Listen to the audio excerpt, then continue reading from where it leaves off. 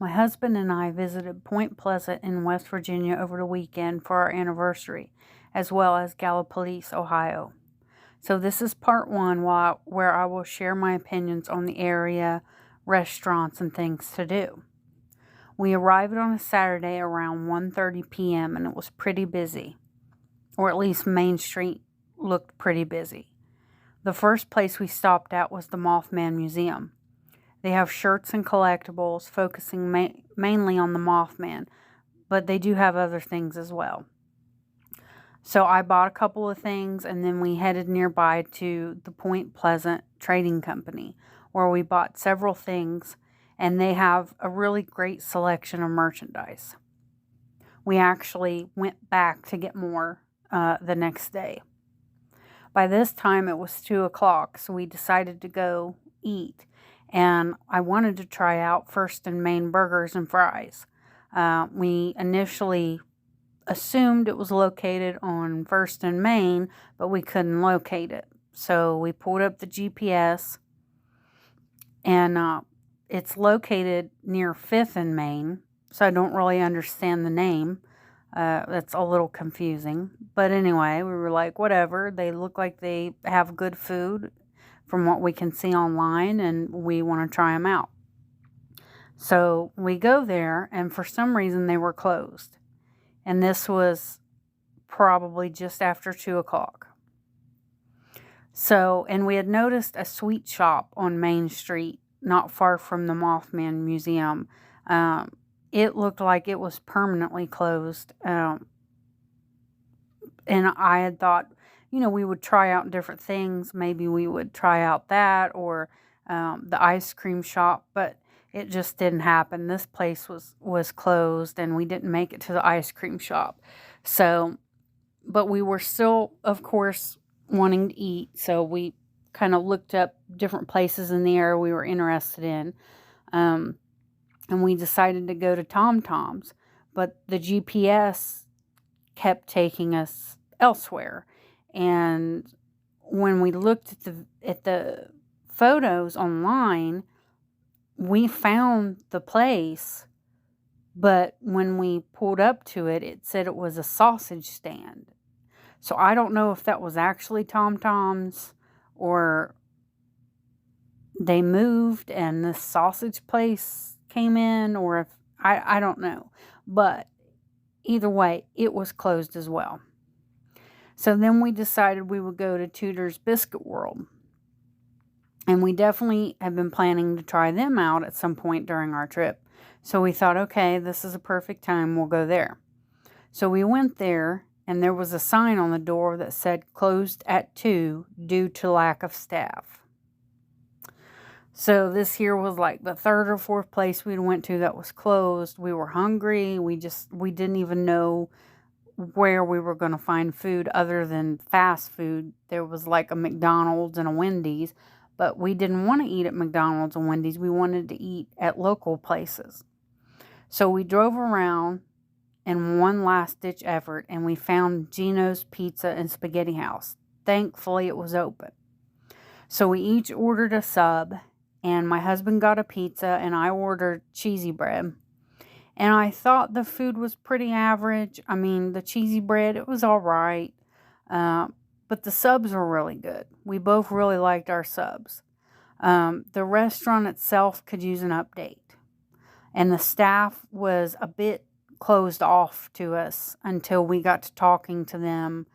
And we told them about the problem we ran into with everything being closed. And the lady said, oh, you never know about Tom Tom's. Sometimes they're open, sometimes they're closed. They just do their own thing.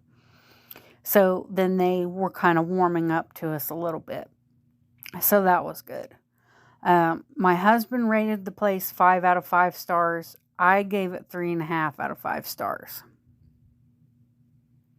We then went and checked into our hotel. It was a Super 8 in Gallipolis. My husband had a discount there because of work. And it was the only place advertising a heated pool and a hot tub. So we went with it. I felt the hotel staff could have been more welcoming. but it wasn't like they were totally unwelcoming either. But I just thought, they may be a bit more chipper or just, different. To me, the entire place had a smell, even our room, which we had to open the window to let fresh air in. It was somewhat of a thick, kind of musty smell that really stuck in your throat, if you know what I mean. And it was especially strong in the elevator. And the rooms you stay in, they're pretty basic. They do have a mini fridge and a microwave, and of course a TV. The bed is hard and made for a really rough night's sleep. I know I kept waking up all night. And then when my husband got up the next day, his back was really sore. The pool area left much to be desired. The heated pool was actually kind of cold. I didn't get in it, but my husband did. I told him, let me know how, warm this pool is, because I don't do well in cold weather, cold water. My extremities actually turn blue. It's this weird medical thing that I deal with. So I wasn't about to get in if it was going to be cold. And he said it was pretty cold. So I got in the hot tub. The hot tub was not a hot tub. It was warm to hot, not quite hot, but more warm than anything. And when you turn the dial up on the wall to heat it up, it does nothing. The water level looked a little low. The water was kind of murky and not so great looking.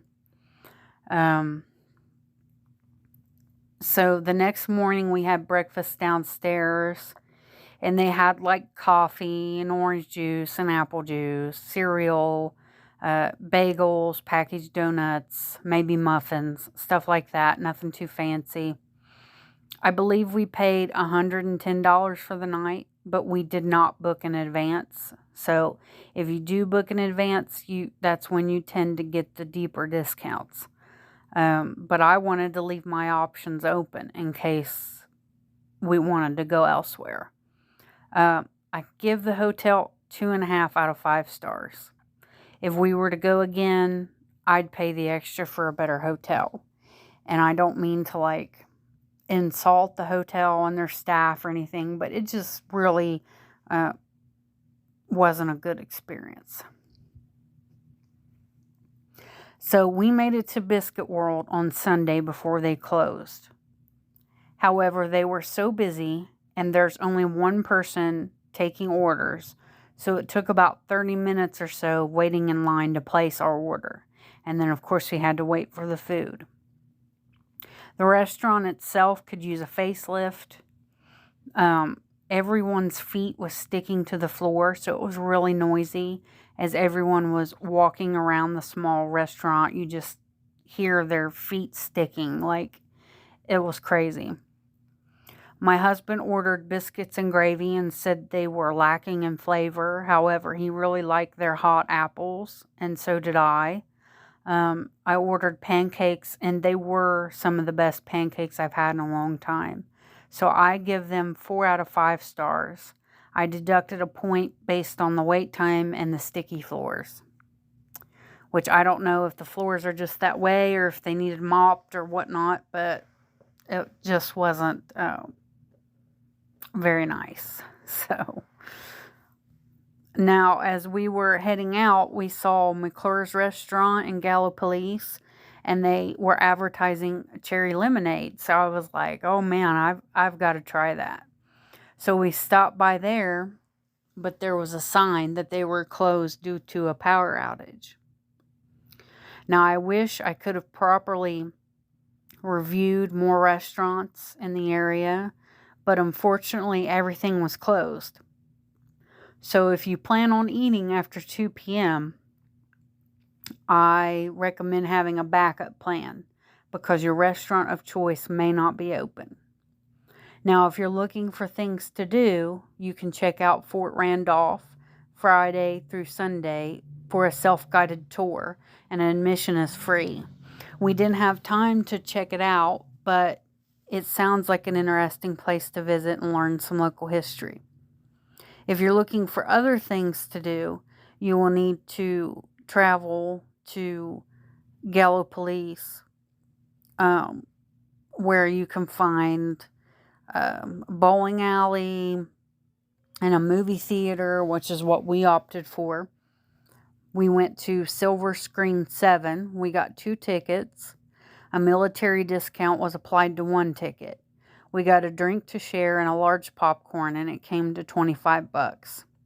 And the popcorn wasn't very good. The movie screen to me looked a bit hazy, and the sound was extremely loud. So I suggest sitting in the back. And I give the theater 3 out of 5 stars. Now, both Point Pleasant and Gallipolis are beautiful areas, and Point Pleasant is very rich in history. We went on the mural walk, and we both really enjoyed it. But I will talk more about that in an upcoming video. But the area itself was great. I do feel the tourists were a bit friendlier than the locals were.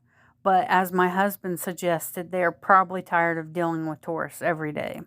And that's probably the case. I get it, you know.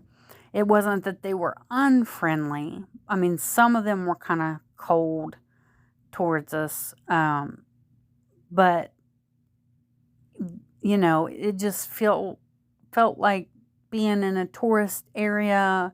You know, you're in their shops and you're doing business with them, and you just felt like they could have been a little friendlier.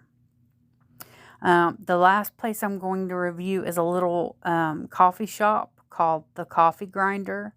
They get 5 out of 5 stars from me. They have delicious drinks, and the shop is really, really cute. So definitely check them out if you can. Overall, I was happy with our trip, even though everything seemed to close early. They do have a Mothman Festival coming up in September. So if you're thinking of visiting, that may be the weekend to go. And we have talked that we may go back and take our kids to it. But at least this time, we're a little more aware of how things operate around there. And we would probably plan differently for our next trip back. So please like and subscribe so you can be updated about my upcoming videos. One will be about the Mothman, and another will be about the history of the area. As always, leave a comment, and I'll try my best to respond to you. Thanks so much.